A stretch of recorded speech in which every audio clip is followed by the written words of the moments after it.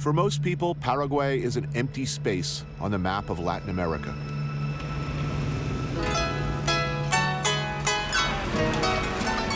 A country of only 6 million, where a vast percentage of the land is steaming hot jungle or a huge scrub desert known simply as the Chaco.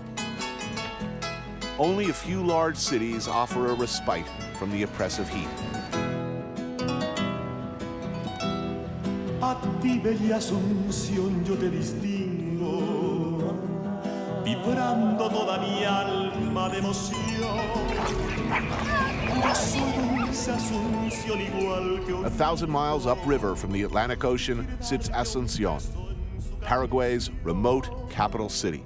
Es grande Paraguay, mi gran cariño. Known largely for being a post-war refuge for fleeing Nazis and a long line of extremely unpleasant dictators, this place, of all the places in the world, is where my great-great-great-grandfather, Jean Bourdain, disappeared without explanation sometime in the 1850s.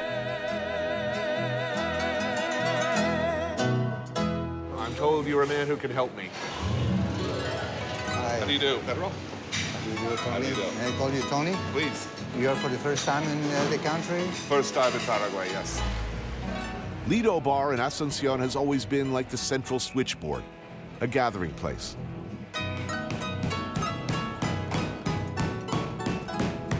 Ladies in orange vests cook and serve old-school Paraguayan working-class food to people from every walk of life. This place is very unique in Asunción. Yeah? I've been here for more than 50 years. All right, let's get something to eat. I'm hungry. Okay. Empanadas de carne, big envelopes of dough filled with beef, onion, and hard-cooked egg. Deep fried to perfection. Cattle is the big business of this country. It used to be cattle and smuggling. These days, it's still cattle and some smuggling. You see a lot of beef, is what I'm saying. Ooh, that's good. This country is a mystery to most people. What little we know of the country generally comes from Nazis and Germans hiding in Paraguay from war crimes. I mean, do you think that's undeserved reputation? I don't think it's fair. You don't Paraguay think is a nice country. Paraguay is a beautiful country. Pedro is a private investigator, one of a team of people I sent out looking for the mysterious lost Bourdain. What kind of investigations are you called upon to do? Normally is counterfeiting. This is sort of the counterfeiting capital of the world. In the old days, it is said that much of this counterfeiting had partners in the government. Not so much anymore? I rather don't answer that. I mean, I'm not a politician, and I live in here, so. General Alfredo Stroessner was the last of his kind in Paraguay. Of German heritage, he ruled the country until 1989 with a quiet Bavarian charm. But behind the scenes was another thing. Utilizing an outfit of SS-trained secret police referred to as the hairy-footed ones, he tortured and tossed dissidents out of helicopters over the jungle, and the list goes on. Under Stroessner, 1 in 4 Paraguayans is said to have cooperated, willingly or not, as paid informers on their fellow citizens. It's quite a history in this country. Crazy, tragic, violent. Let me put it this way. Things are changing a lot. And now, things are getting straight. Sometime in the mid-19th century, 1850s, Jean Bourdain emigrated to South America, first in Argentina, but apparently came here. That's really almost all I know for sure. Did he die by the sword? Did he die of old age?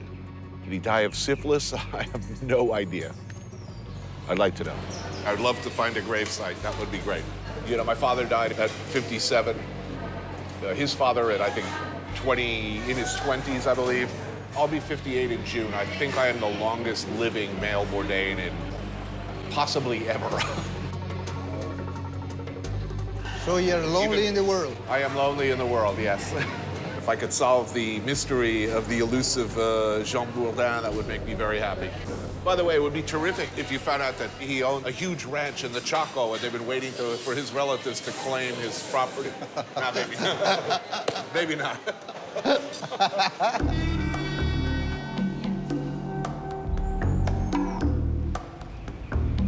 I'm trying to make some sense of this country. You lived here how long? I'm since 22 years. Too long maybe. What a strange and nice country.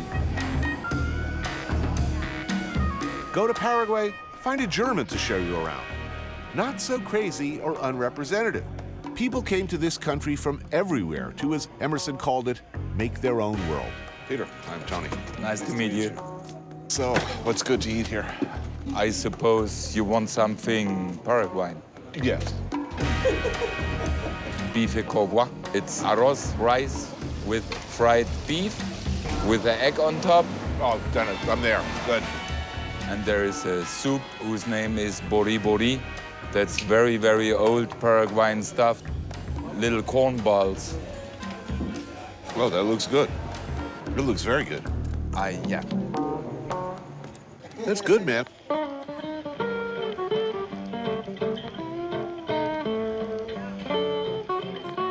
I'm trying to make some sense of this country. You lived here how long?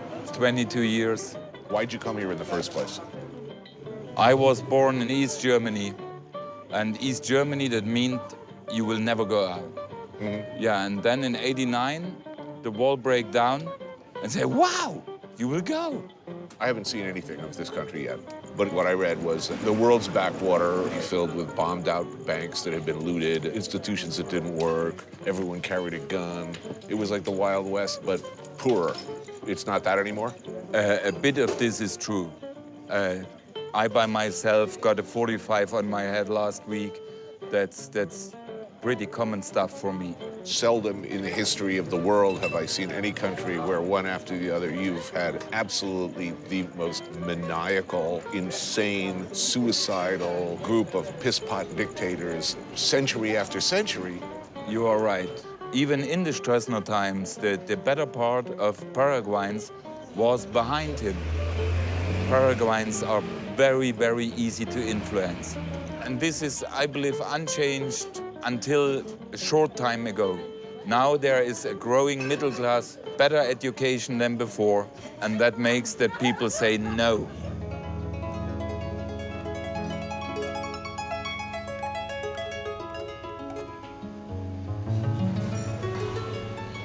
How was the soup? I liked it, yes. Was the way that my wife Well, cooks it.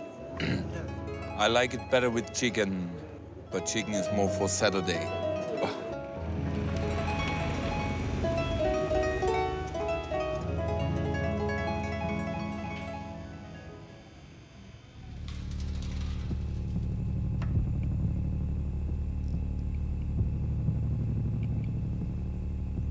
Paraguay was a very poor country. The Spaniards came because they thought there was a lot of silver in the area. They found nothing, so they lost interest in Paraguay.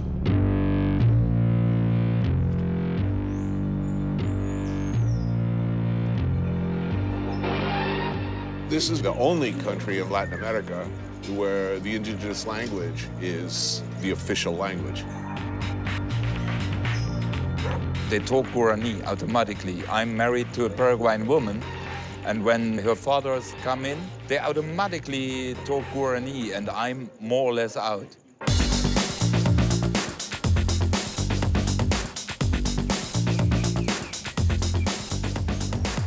Proudly mestizo society. Yes. Was it the Francia? Yeah, El Supremo. El Supremo, gotta love it.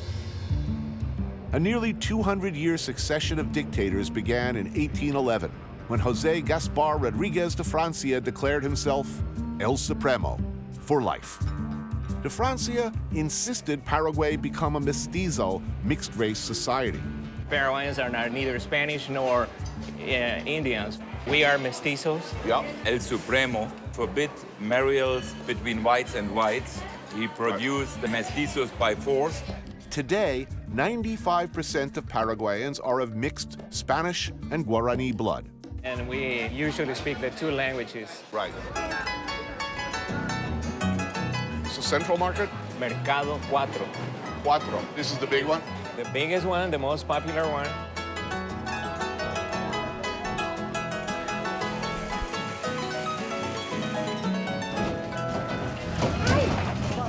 Asunción, gente viene y gente va, ya está llamando el tambor. I'm hungry. What's good here?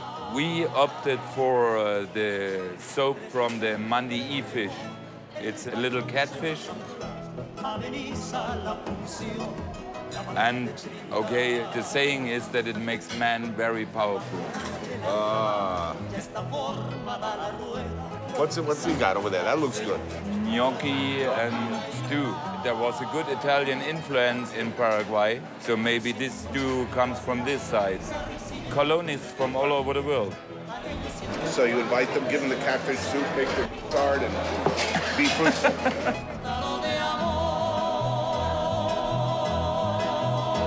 Mario, could you pass me the sopa paraguaya, the Paraguayan soup? That's soup? Yeah. Soup is very unique. Our dictator Lopez, his favorite soup was a corn soup. And one day he ordered his favorite soup, and the cook, when he opened the pot, it was a cake. Paraguay has not been noted for its history of kinder, gentler leaders. In the 1800s, two generations of Lopez, father and son, one dictator after the other, certainly left their marks on this country. Lopez was pretty much known that for putting a wrong stamp on a letter, you get shot. So the cook didn't want to get shot. He showed up in front of Lopez and said, "This is Paraguayan soup, sopa paraguaya." And the dictator ate it and he liked it. And a bit later, the entire country ate it. It's like cheesy cornbread. Yeah. Awesome. Good meal.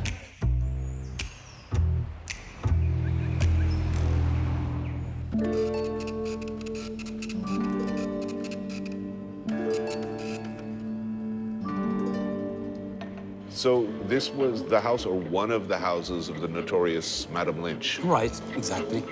Journalist, poet, and author Guido Rodriguez Alcala has written books on Paraguay's history. Now, who exactly was Madame Lynch? A murky background, would you say? There's a lot of talk about that. Somebody say he was a great woman, or he was a very evil one. She came over on the famous trip from France. Right. Succeeding to Francia in the 1840s, Lopez Sr. reversed many of Paraguay's isolationist policies. He invited foreigners to settle here and built one of South America's first railways. Its steam engines taken out of service only a few years ago. And he sent his son, Francisco Solano Lopez, to Europe. In his mission, his father had sent him out to get, what, arms? Arms and technicians, British engineers and machinery. Junior, by most contemporary accounts, was an idiot. So he came back with a mistress, Madame Lynch, Yes. Well, which Dad wasn't too happy about. right.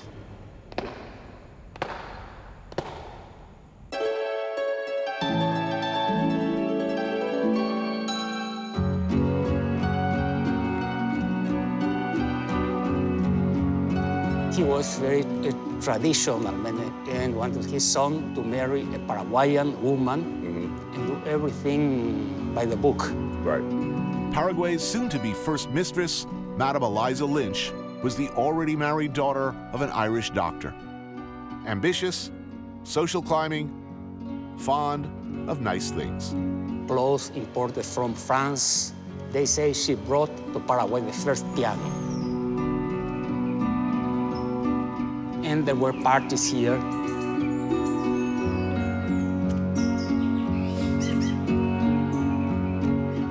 He showed Madame Lynch to his father, and his father was upset. So she was put aside and Kept as a mistress. And that was the way Paraguayan society tried to treat her. And she wanted to be treated as the... Princess. Yes.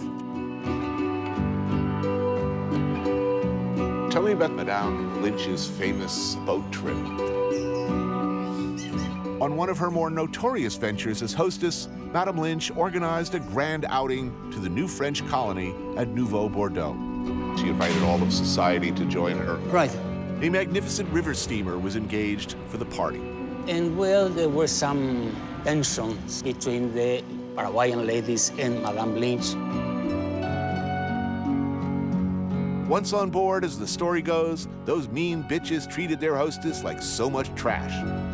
And so she got upset and threw off board all of the food which they were supposed to eat. She had it all thrown in the river? Yes. Then she ordered the captain to stop the boat and let her guests just sit there in the jungle heat for hours, throwing tubs of caviar, whole roasted pigs into the river in front of these starving aristocrats. Somehow that pleases me.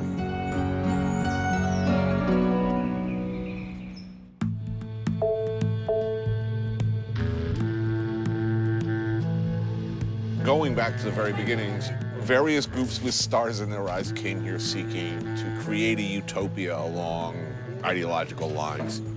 A Mennonite paradise, repopulate Latin America with Aryan Germans, British, Italians, I mean, he had everybody. Yes, it started with the Jesuit colonies. Yep, the New Bordeaux. I had a great-great-great-grandfather come over to Paraguay around the 1850s. Right.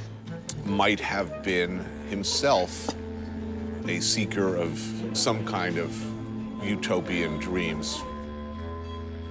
But they were originally from France. From France, yes. What city do you know? My great-great-grandfather was from near Bordeaux. So I'm curious about this whole episode of the settlement of Nouveau Bordeaux.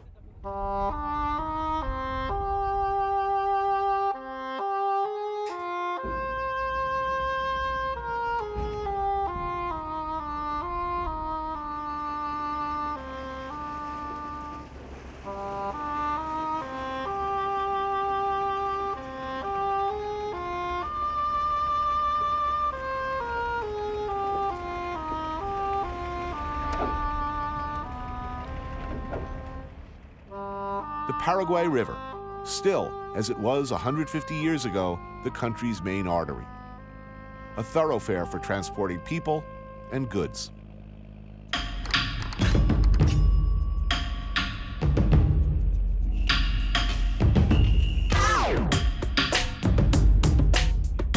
So who lives out there? Like all the people we see fishing on the riverbanks, they fishing for dinner? Most of them are fishing for dinner. Call them poor people. But what is poor? They decide by themselves to live here. They could go to Asunción and start working on a construction place tomorrow. There came about 400 people. They were supposed to be about 1,000. They were supposed to be, most of them, farmers.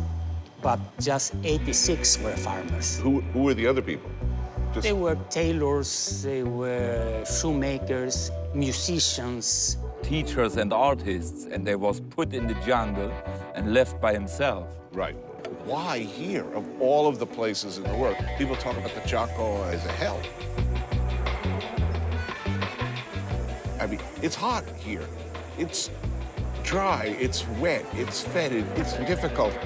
Big mosquitoes, and you have all the ticks and all kind of vermin. A flat land of cactus and thorns and misery and cannibals. There was the Indians, the Guayacuru coming down the river and killing everybody.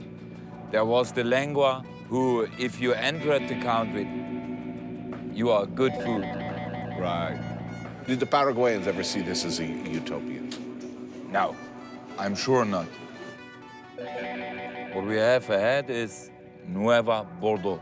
Wait a minute, that? This. Wow. It's kind of not how I pictured it. Doesn't look like Bordeaux to me.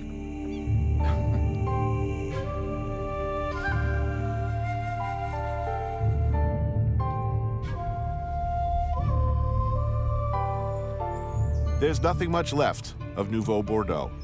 I'm told a small museum of artifacts.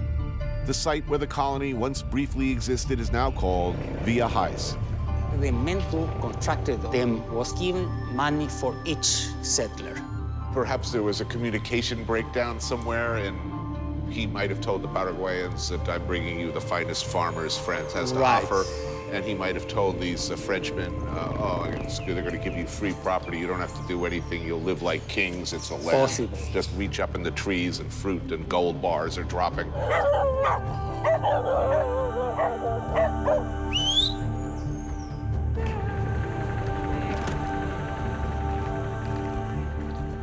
In fact, they was thrown out in the coast and say, here you are, that's your land, go ahead.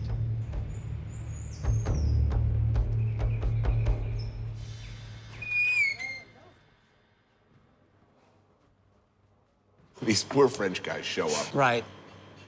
Lopez Sr. and the government kept their side of the bargain. They provided them with Yes. Houses, Right. equipment. Tools and animals and everything. Yeah, my aunt used to have one of these. Make pressed sandwiches, I think.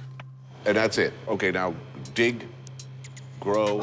The settlers quickly discovered that farming is hard work and that the conditions in the Chaco in no way resembled the New France of their dreams. It was a big snake. So they get broke and they decide to leave the colony. How many French were left at the end of the new Bordeaux experiment? Did any stay? Some of them, but few. All right. Any thoughts or hopes that Jean Bourdain ended his life here, leaving me a vast, unclaimed stake in what is now prime cattle country, turns quickly to dust.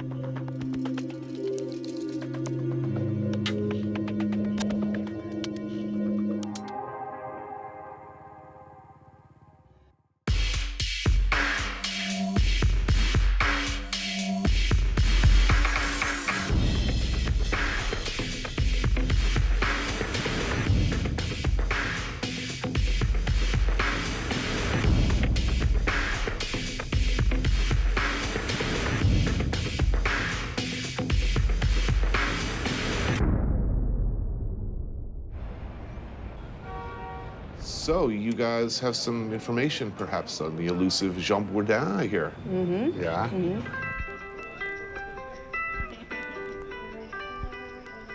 I don't know what he did here. Of course, I'm hoping for something, extremely glamorous. A river pirate, gun runner, drug smuggler. Maybe he died in the saddle. Maybe he died happy. Maybe he was like Colonel Kurtz, living out in the bush, surrounded by adoring indigenous women. I don't know. If he was a masseur for Madame Lynch, I guess I'd be let down.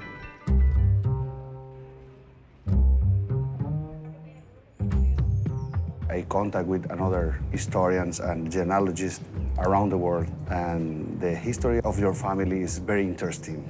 Oh, really? Yeah. Okay, interesting. Yeah, your family, your grandfather, Jean Bourdain, came to Montevideo following the sun. Okay, the facts as I know them so far, I think, are this.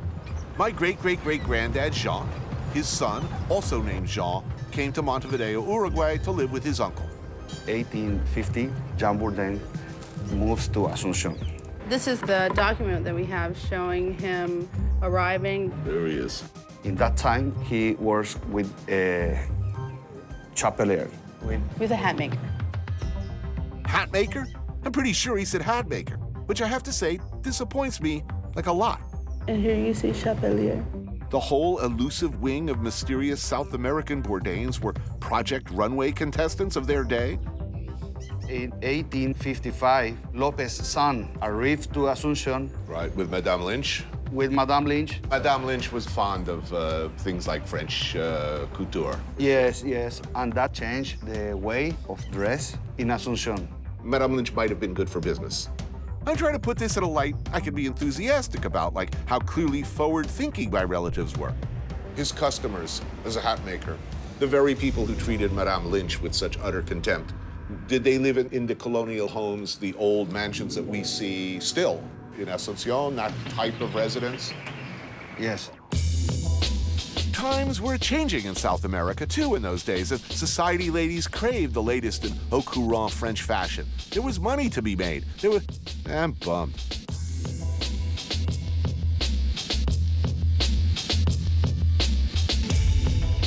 short after this episode with the New Bordeaux group came the Triple Alliance War. Jean Bourdain died in 1858. Yes, before. It was a good time to die because this way he hadn't to join this horrible war. He'd missed the war. Yeah. The old Lopez died, the young Lopez got in power. Our man becomes president. Yes, Francisco Lopez. Absolutely the most maniacal, megalomaniacal, piss-pot dictator. You are right. He was rather unkind to his siblings. His two brothers were tortured and killed. Right. And the sisters were jailed, taken into tiger cages. Tiger cage. Tiger cages. And the mother was given some beating. Right. 60-something. His 60-something-year-old mother Yeah. was flogged and beaten in front of him. Not a nice man. He believed that he had a chance to get married with the daughter of the Imperator of Brazil. Brazil, that's right, Yeah. yeah. He was refused in very unflattering terms. Thanks presumably to Lopez Jr.'s expansionist ambitions, he dragged Paraguay into the Triple Alliance War. He essentially challenged all three neighbors Brazil, Argentina, and Uruguay. to war. This doesn't seem like a good idea. Yeah. Right. In what would become the bloodiest war in Latin America's history, hundreds of thousands of Paraguayans died. When Lopez ran out of adults, he sent children into the field, dressed only in rags, armed with sticks painted to look like guns. My great-grandfather was a 10-year-old boy, and he was dressed like a girl, because otherwise he was going to be enrolled in the army. Lopez, eventually he was hunted down. Madame Lynch survived. Yes, she survived. But with her money, I mean, she was allowed to keep her possessions. Yes.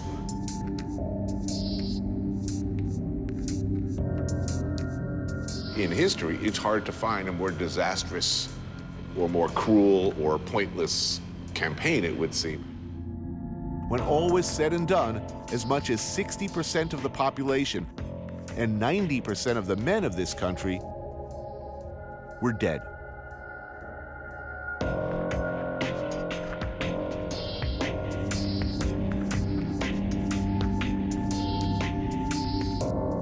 The survivors were just like 50 or 40,000 people.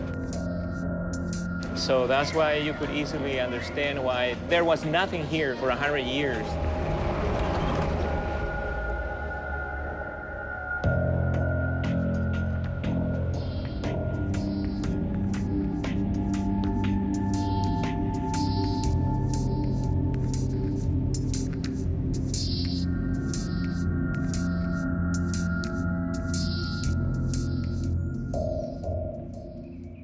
Jean Bourdain dies here. Yes. Before the Triple Alliance War. An adult natural of France by the name of Jean Bourdain. Right, cause of death? Not Right. specified here. Is there a gravesite? We're looking. We are looking for.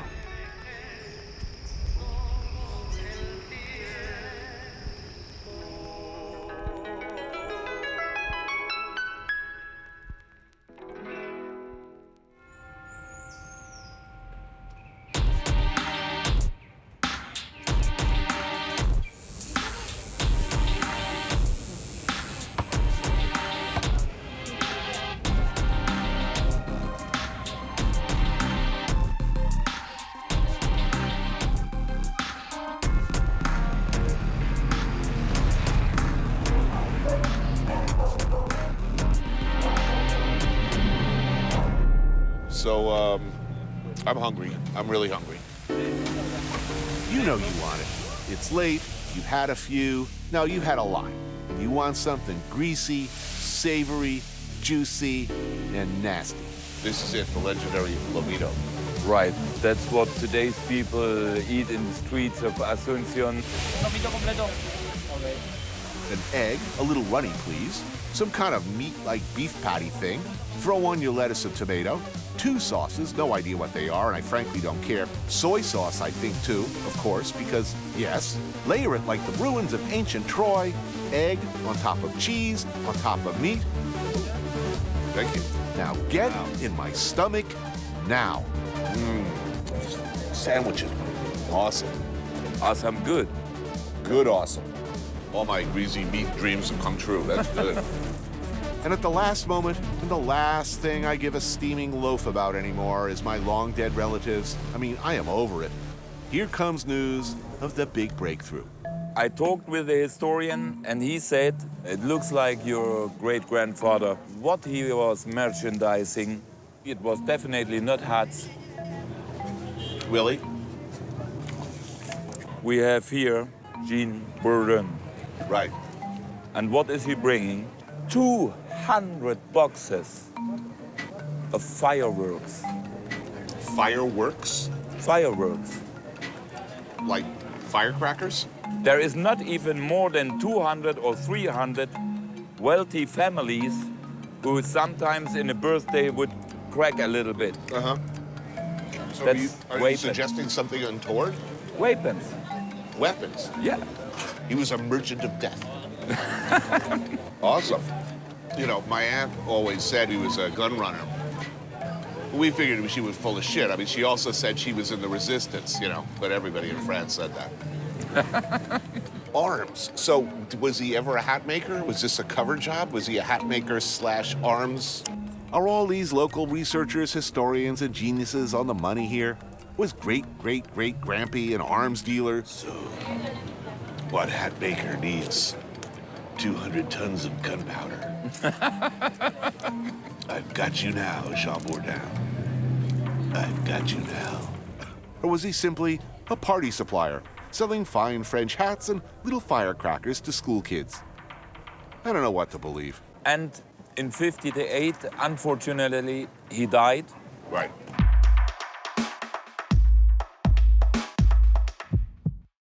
And he was buried here, 2 miles from here, in Recoleta, the rich people's cemetery. Yeah.